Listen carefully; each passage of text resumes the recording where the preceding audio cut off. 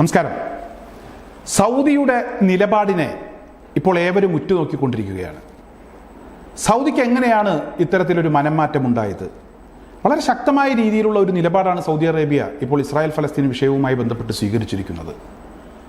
എന്തു തന്നെയായാലും ഫലസ്തീൻ സ്വതന്ത്രമാകണം, ഫലസ്തീനൊപ്പം നിൽക്കാൻ തന്നെയാണ് ഞങ്ങൾ തീരുമാനിച്ചിരിക്കുന്നത്. അവർ ഞങ്ങളുടെ സഹോദരങ്ങളാണ് എന്ന് വരെ സൗദി അറേബ്യ പറയുന്നു. ഇസ്രായേലുമായി ബന്ധപ്പെട്ടുള്ള നയതന്ത്ര ബന്ധങ്ങൾ ഞങ്ങൾ അവസാനിപ്പിക്കുകയാണ്. ഇസ്രായേൽ ഇതേ രീതിയിൽ തന്നെ മുന്നോട്ട് പോവുകയാണെങ്കിൽ ഇസ്രായേലുമായി കൂട്ടുകൂടാൻ കഴിയില്ല, കൂട്ടുകൂടാൻ കൊള്ളില്ല എന്ന് US-നോട് സൗദി അറേബ്യ വളരെ ശക്തമായി തന്നെ പറഞ്ഞിരിക്കുന്നു. പല ഘട്ടത്തിലും ഇസ്രായേലുമായി വേർപിരിയാൻ സൗദിക്ക് താല്പര്യമുണ്ടായിരുന്നില്ല. ഈ ഒരു സാഹചര്യത്തിലാണ് സൗദി അറേബ്യ ഇത്തരത്തിലൊരു ശക്തമായ നിലപാടെടുത്ത് മുന്നോട്ട് വരുന്നത്.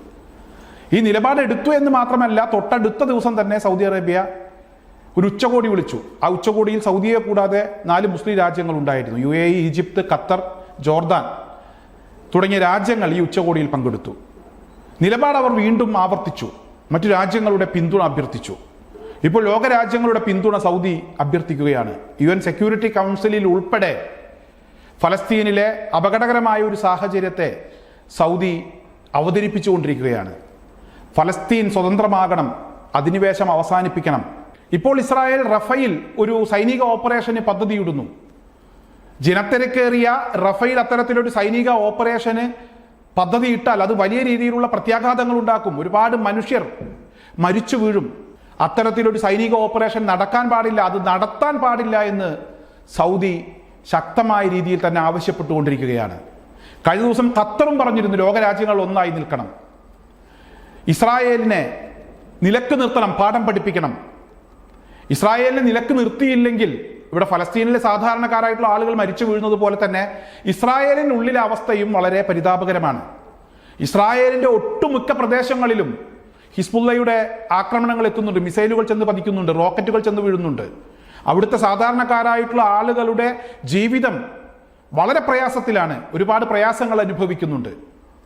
സാധാരണക്കാർ അത് ഇസ്രായേലിലാണെങ്കിലും ഫലസ്തീനിലാണെങ്കിലും അവർ സമാധാനമായി ജീവിക്കണം.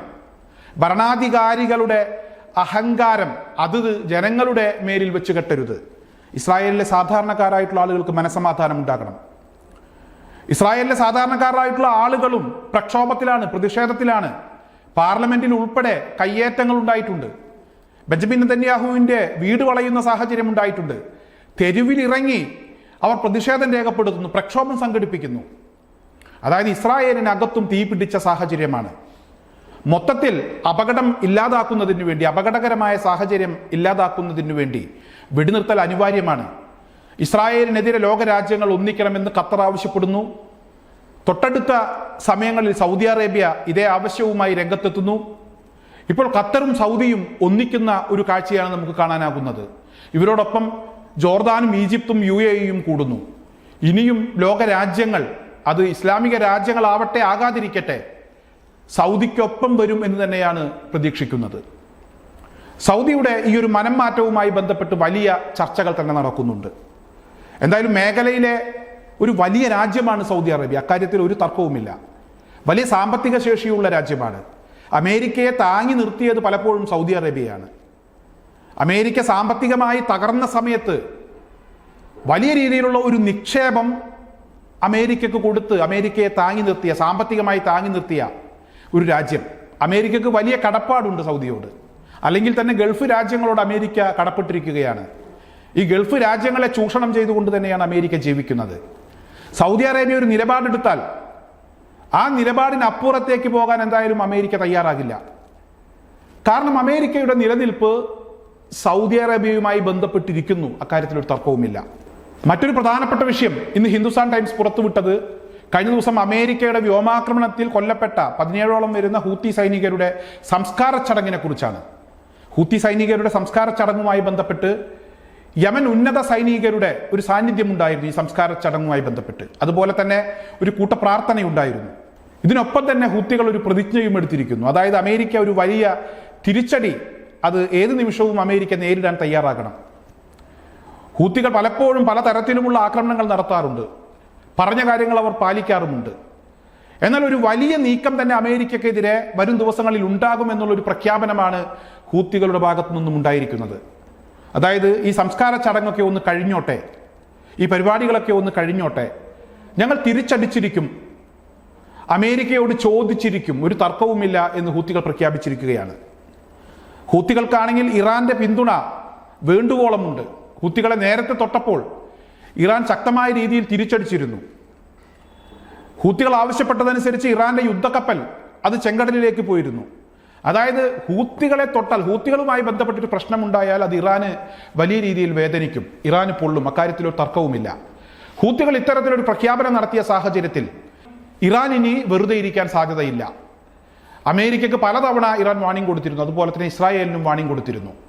ലെബനനിലേക്ക് ഇസ്രായേൽ അധിനിവേശം നടത്തുന്നു എന്ന രീതിയിലുള്ള ഒരു ആരോപണം നേരത്തെ ഇറാൻ ഉന്നയിച്ചിരുന്നു.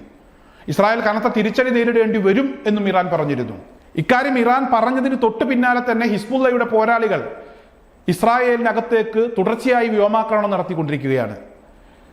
ഇസ്രായേലിലെ ഒരു സൈനിക പോസ്റ്റ് തന്നെ അപ്രത്യക്ഷമായി എന്ന വാർത്തയാണ് പുറത്തു വരുന്നത്. നിരവധി ഇസ്രായേൽ സൈനികർക്ക് ഗുരുതരമായി പരിക്കേറ്റു, വലിയ രീതിയിലുള്ള ആൾനഷ്ടമുണ്ടായി. ഇസ്രായേലിന്റെ ഒട്ടുമിക്ക പ്രദേശങ്ങളിലും ഇപ്പോൾ ഹിസ്ബുള്ളയുടെ മിസൈലുകൾ പതിക്കുന്ന ഒരു സാഹചര്യമാണ്. മനസമാധാനത്തോടുകൂടി സാധാരണക്കാരായിട്ടുള്ള ഇസ്രായേലികൾക്ക് ജീവിക്കാൻ കഴിയാത്ത ഒരു സാഹചര്യമുണ്ടായി. ഹൂത്തികളുടെ ഭാഗത്തു നിന്നും ഉണ്ടായിട്ടുള്ള ഉപരോധം തന്നെയാണ് ഇസ്രായേലിനെ തകർത്തു കളഞ്ഞത്. അത് ഇസ്രായേലിനെ മാത്രമല്ല, യൂറോപ്പിനെ മൊത്തത്തിൽ നിശ്ചലമാക്കിയിരിക്കുകയാണ്. അവർക്ക് ആവശ്യമായ ഗ്യാസും അതുപോലെ തന്നെ പെട്രോളും മറ്റ് പ്രകൃതി വാതകവും ഒന്നും കിട്ടാത്ത ഒരു സാഹചര്യത്തിലേക്ക് കാര്യങ്ങൾ പോയിരിക്കുന്നു. ശരിക്കും പറഞ്ഞാൽ ഹൂത്തികൾ ശക്തമായ ഒരു മറുപടി അമേരിക്കക്ക് കൊടുത്തിരിക്കും, അക്കാര്യത്തിൽ ഒരു തർക്കവുമില്ല. ഈ ഒരു മറുപടി അത് തീർച്ചയായും ഇറാൻ നിശ്ചയിക്കുന്ന രീതിയിലായിരിക്കും. ഇറാൻ ആയിരിക്കും ഇതുമായി ബന്ധപ്പെട്ട് അതിൻ്റെ ബുദ്ധി കേന്ദ്രം. ഇറാനാണ് കാര്യങ്ങൾ തീരുമാനിക്കുക. ഹൂത്തികൾ അടിച്ചിരിക്കും, അക്കാര്യത്തിൽ ഒരു തർക്കവുമില്ല എന്ന് തന്നെയാണ് പറയുന്നത്. അല്ലെങ്കിൽ തന്നെ ഇന്റർനെറ്റ് സംവിധാനങ്ങളൊക്കെ വിച്ഛേദിക്കുന്നതിന് വേണ്ടിയുള്ള ഒരുക്കങ്ങൾ നടത്തിക്കൊണ്ടിരിക്കുകയാണ് ഹൂത്തികൾ. വലിയ ഭീഷണിയാണ് ഹൂത്തികളുടെ ഭാഗത്തു നിന്നും നേരിടുന്നത്. ഏത് രീതിയിലാണ് ഹൂത്തികളുടെ ഭാഗത്തു നിന്നും അമേരിക്കക്ക് ഒരു പണി കിട്ടാൻ പോകുന്നത്, ഏത് രീതിയിലാണ് അമേരിക്കയെ ആക്രമിക്കാൻ പോകുന്നത്, പണി കഴിഞ്ഞതിന് ശേഷമേ നമുക്ക് പറയാൻ കഴിയൂ. കാരണം ഇറാനുമായി ബന്ധപ്പെട്ട് ഇറാൻ നടത്തുന്ന നീക്കങ്ങൾ അത് നടന്നതിന് ശേഷം മാത്രമേ നമുക്ക് അറിയാൻ കഴിയുകയുള്ളൂ. എത്രയെത്ര ആക്രമണങ്ങൾ ഇറാന്റെ ഭാഗത്തു നിന്നുണ്ടായി, അല്ലെങ്കിൽ ഇറാൻ പറഞ്ഞതനുസരിച്ച് ഹൂത്തികളും ഹിസ്ബുള്ളയും ഒക്കെ നടത്തി. ഇറാഖിലെ ഇസ്ലാമിക് റെസിസ്റ്റൻസ് ഗ്രൂപ്പ് അവരുടെ ഭാഗത്തു നിന്നും ഏതൊക്കെ രീതിയിലുള്ള ആക്രമണങ്ങൾ ഉണ്ടായി, ഇതെല്ലാം നടന്നതിന് ശേഷമാണ് നമുക്ക് അതിനെക്കുറിച്ചുള്ള വിവരങ്ങൾ അറിയാൻ കഴിയുന്നത്. എന്തായാലും അമേരിക്കയെ ഇറാഖിൽ നിന്നും അമേരിക്കയെ തുരത്തും, അവരിവിടെ നിന്നും വിട്ടുപോകുന്നത് വരെ അമേരിക്കക്ക് മനസമാധാനം കൊടുക്കില്ല എന്ന് ഇറാഖിലെ ഭരണാധികാരികൾ തന്നെ വ്യക്തമാക്കിയിട്ടുണ്ട്. സിറിയയിൽ നിന്നും അമേരിക്കക്ക് പോകേണ്ടി വരും. ഇത്തരത്തിൽ അമേരിക്കക്ക് പോകേണ്ടി വരുന്ന ഒരു സാഹചര്യത്തെക്കുറിച്ച് അമേരിക്കക്ക് ചിന്തിക്കാൻ പോലും കഴിയുന്നില്ല. വളരെ ഭീതിയോടുകൂടി തന്നെയാണ് അമേരിക്ക ഈ സാഹചര്യത്തെ നോക്കിക്കാണുന്നത്. ഗൾഫ് മേഖലയിലുള്ള രാജ്യങ്ങളെ, അവിടെ നിന്നുള്ള എണ്ണ ഊറ്റിക്കുടിക്കാൻ ഇനി അമേരിക്കക്ക് കഴിയില്ല. സൗദി അറേബ്യ ഉൾപ്പെടെയുള്ള രാജ്യങ്ങൾ തള്ളിപ്പറഞ്ഞാൽ, അവർ പോയി പണി നോക്കാൻ പറഞ്ഞാൽ അമേരിക്ക പട്ടിണിയിലേക്ക് പോകുന്ന ഒരു സാഹചര്യം ഉണ്ടാവും. ഇപ്പോൾ ഇസ്രായേൽ അനുഭവിക്കുന്നതിനേക്കാൾ കൂടുതൽ രൂക്ഷമായ ഒരു സാഹചര്യം അമേരിക്കയിൽ ഉണ്ടാകും. എന്തായാലും 1-2 ദിവസങ്ങൾക്കുള്ളിൽ കാര്യങ്ങൾ വ്യക്തമാകും. 17ഓളം വരുന്ന ഹൂത്തി പോരാളികൾ മരണപ്പെട്ട ഒരു സാഹചര്യത്തിൽ അവരുടെ സംസ്കാര ചടങ്ങുകൾ പൂർത്തിയാകുന്നതിന് വേണ്ടി തന്നെയാണ് ഹൂത്തികൾ കാത്തിരിക്കുന്നത്. ആ സംസ്കാര ചടങ്ങുകൾ കഴിഞ്ഞാൽ ഉടൻ തന്നെ ഹൂത്തികൾ ശക്തമായി രംഗത്തെത്തും. ഇറാൻ പുറകിലുണ്ടാകും എന്ന കാര്യം അമേരിക്ക ഓർക്കുന്നത് എന്തുകൊണ്ടും നന്നായിരിക്കും.